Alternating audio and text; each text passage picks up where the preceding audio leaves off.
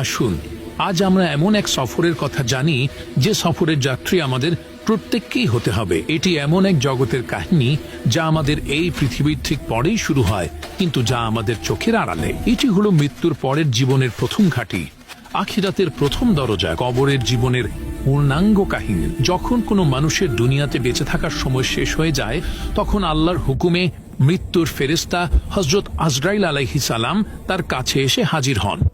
যদি মৃত ব্যক্তি একজন নেককার বা ভালো মানুষ হন, তবে ফেরেশতারা তার কাছে আসেন নূরের মতো উজ্জ্বল আর সুন্দর চেহারা নিয়ে। তাদের সাথে থাকে জান্নাতের সুগন্ধিযুক্ত কাফনের কাপড়।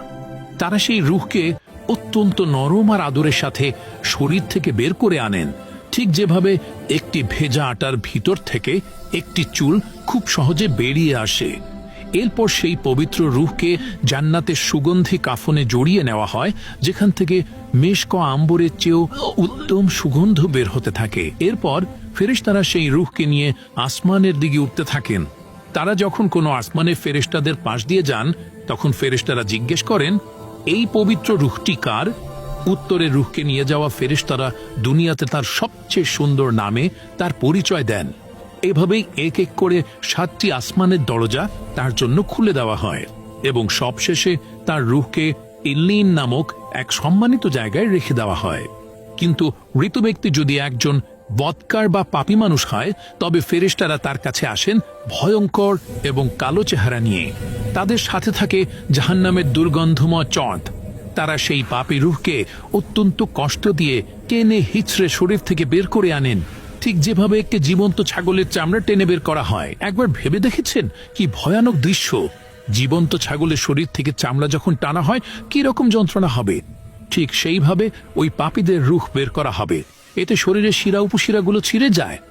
এরপর সেই নাপাক রূহকে জাহান্নামের দুর্গন্ধময় চটে জড়ানো হয়, যেখান থেকে মরা পশুর চেয়েও জঘন্য দুর্গন্ধ বের হতে থাকে। ফেরেশতারা যখন সেই রূহকে নিয়ে আসমানের দিকে উঠতে থাকেন, তখন আসমানের দরজা তার জন্য বন্ধ করে দেওয়া হয়, তাকে ভেতরে ঢুকতে দেওয়া হয় না। এরপর তার রূহকে সিজ্জিন নামক এক অপমানজনক জায়গায় ছুঁড়ে ফেলা হয়। এরপর মৃত ব্যক্তির দেহকে যখন কবরে নামিয়ে রাখা হয় এবং তার আত্মীয় স্বজনরা তাকে মাটি দিয়ে চলে আসে, তখন এক ভয়ঙ্কর অধ্যায় শুরু হয়। মৃত ব্যক্তি কবরে শুয়ে থেকেও তার আপনজনদের পায়ের আওয়াজ শুনতে পায়। যখন কবরের কাছ থেকে শেষ ব্যক্তিটিও 40 কদম দূরে চলে যায়, তখন কবরের মাটি তাকে এমন জোরে দুই পাশ থেকে চাপ দেয় যে তার বুকের এক পাশের হাড় অন্য পাশের হাড়ের ভেতর ঢুকে যায়। এই চাপ থেকে কেউই রক্ষা পাবে না, সে যত বড় নেককারী হোক না কেন। এরপর শুরু হয় সেই আসল পরীক্ষা। কবরে সেই ভয়ঙ্কর মাটির চাপের পর হঠাৎ করে কবরের মাটি দুভাগ হয়ে যায় এবং আগমন ঘটে দুই ভয়ঙ্কর ফেরেশতার। তাদের নাম মুনকার এবং নাকির। হাদিসের বর্ণনা অনুযায়ী তাদের দেখতে অত্যন্ত ভয়ঙ্কর। তাদের গায়ের রং হবে নীল কালো, চোখগুলো হবে আগুনের গোলার মতো, আর তাদের কণ্ঠস্বর হবে বজ্রপাতের মতো ভয়ঙ্কর। যদি মৃত ব্যক্তি একজন নেককার বা ইমানদার বান্দা হন, তবে তিনি এই ভয়ঙ্কর দৃশ্য দেখেও ভয় পাবেন না, কারণ আল্লাহ তার অন্তরকে শান্ত এবং দৃঢ় করে দেবেন।